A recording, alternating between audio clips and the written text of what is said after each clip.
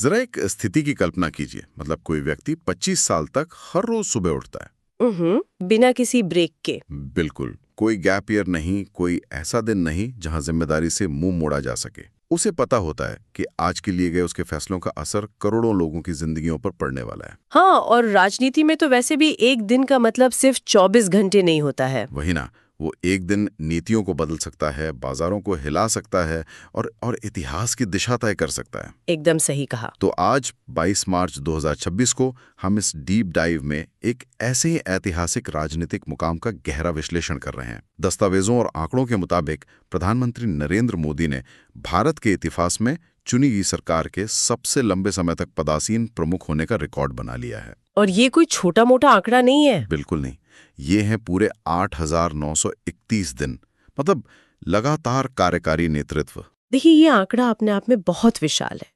8,931 दिन का सीधा सा मतलब है लगभग 25 साल, एक चौथाई सदी। लेकिन इस चर्चा का मुख्य उद्देश्य सिर्फ इस आंकड़े को गिनना या कैलेंडर के पन्नों को पलटना नहीं है। हाँ, जाहिर सी बात है, हमें इसके मायने समझने होंगे। बिल्कुल।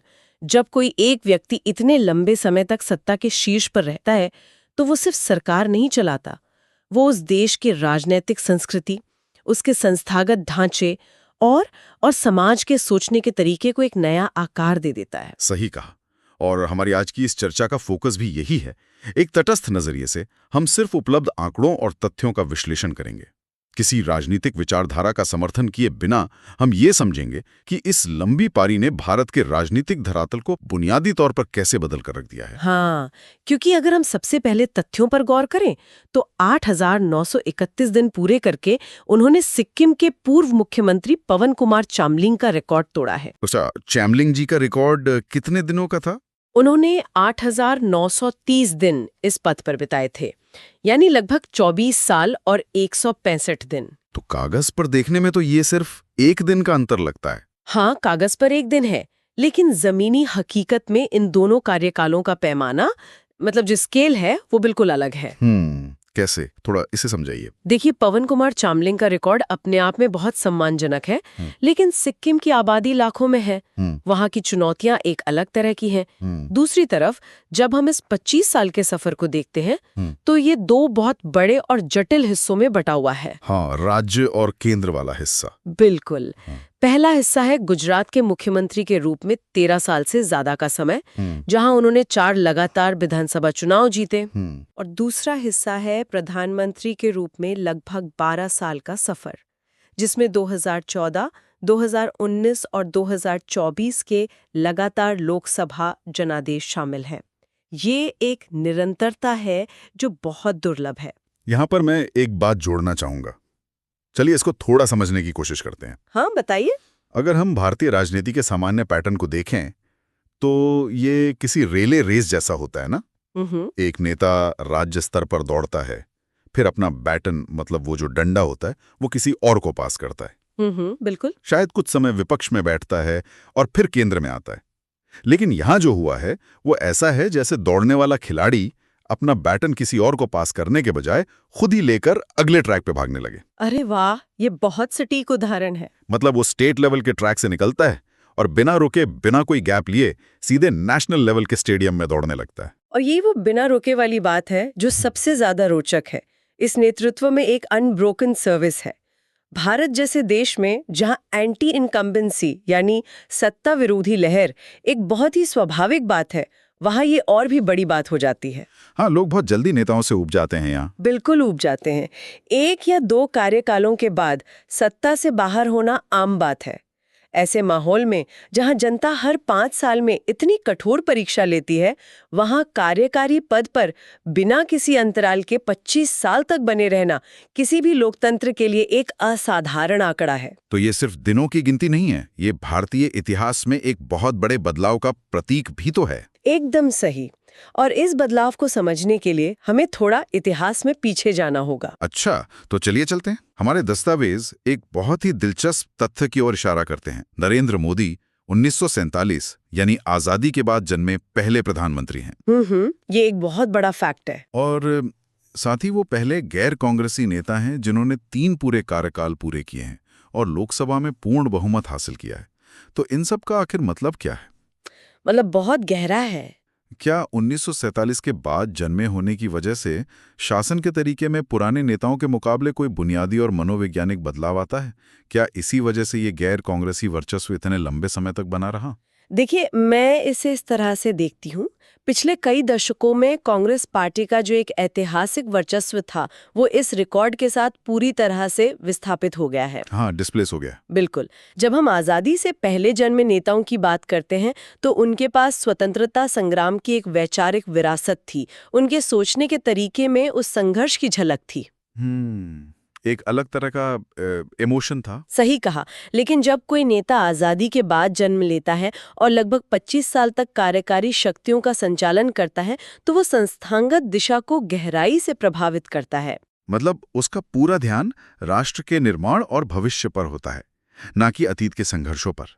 एकदम। और इसी मनोवैज्ञानिक शिफ्ट ने कांग्रेस के उस पुराने डिफॉल्ट सेटिंग को बदल दिया। तो भारत के अंदर इस ऐतिहासिक रिकॉर्ड को देखने के बाद मुझे लगता है कि इस विश्लेषण को वैश्विक स्तर पर तौलना भी बहुत जरूरी हो जाता है। हाँ, वैश्विक तुलना से तस्वीर और साफ होती है। दुनिया के अन्य लंबे समय तक शासन करने वाले नेताओं की लिस्ट भी हमारे पास है। जैसे सिंगापुर के ली कुआन यू, जिन्होंने 31 साल शासन किया। कंबोडिया के हुन सेन 38 साल तक रहे।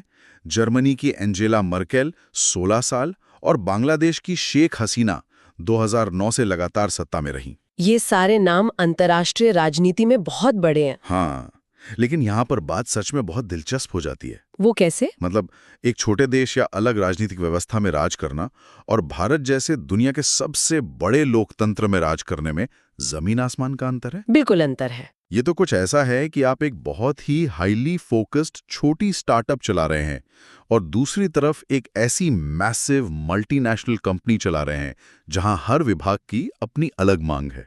बहुत खूब। अगर हम इसे बड़े पैमाने पर देखने की कोशिश करें, तो मोदी के रिकॉर्ड का सबसे बड़ा अंतर बताने वाला जो फैक्टर है, वो है इलेक्टोरल एंड्योरेंस, यानी चुनावी सहनशक्ति। इलेक्टोरल एंड्योरेंस, इसे थोड़ा आसान भाषा में समझाइए।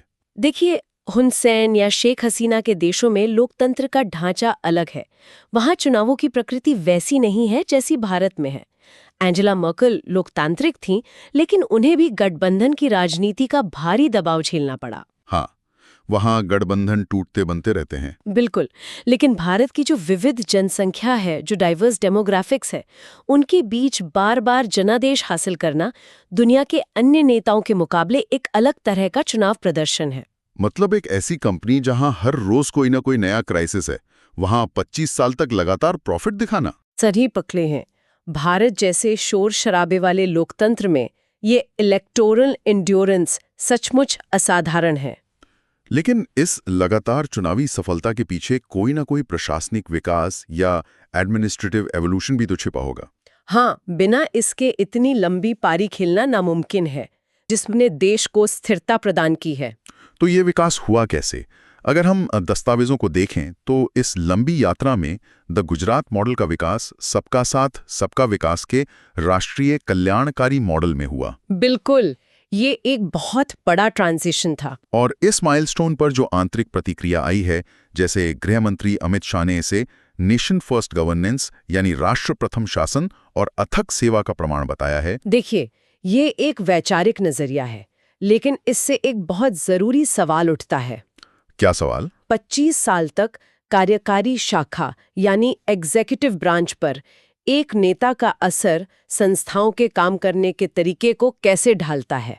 मतलब नौकरशाही और प्रशासन पर इसका क्या असर होता है? हाँ, जब आप बाहरी या वैश्विक प्रतिक्रिया देखते हैं, तो इस बात पर जोर दिया जाता है कि दुनिया के अन्य बड़े लोकतंत्र बार-बार नेतृत्व परिवर्तन से गुजर रहे हैं। हाँ, अमेरिका या यूरोप को ही देख लीजिए। बिल्कुल, वहां अस्थिरता है, लेकिन भारत एक राजनीतिक स्थिरता दिखा रहा है।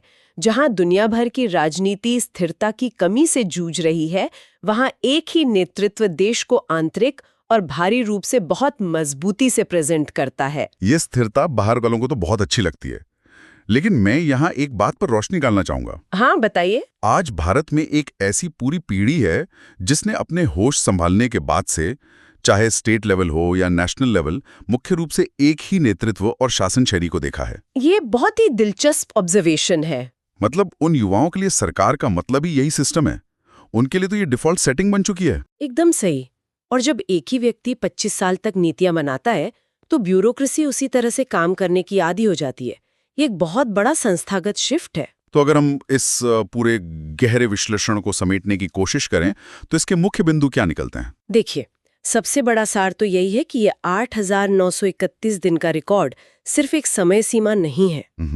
ये भारतीय लोकतंत्र में लंबे समय तक जन समर्थन बनाए रखने यानी इलेक्टोरल एंड्योरेंस का एक अनूठा उदाहरण है। और कांग्रेस के उस ऐतिहासिक वर्चस्व को एक गैर कांग्रेसी प्रशासन से बदलने का भी। बिल्कुल।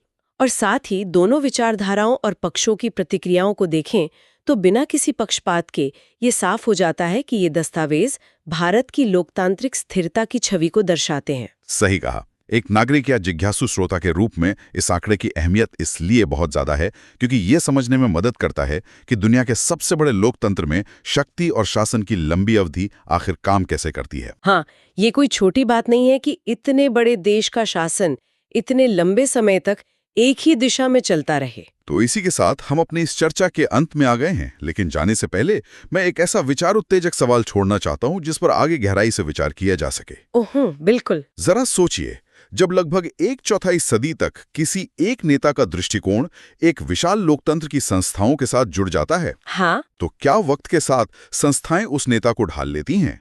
या फिर वो नेता उन संस्थाओं के डीएनए को हमेशा के लिए बदल देता है जो उनके जाने के बाद भी कायम रहता है? ये सचमुच सोचने वाली बात है। तो इसी सवाल के साथ हम आज की इस चर्चा को यहीं विराम देते हैं। जुड़े रहने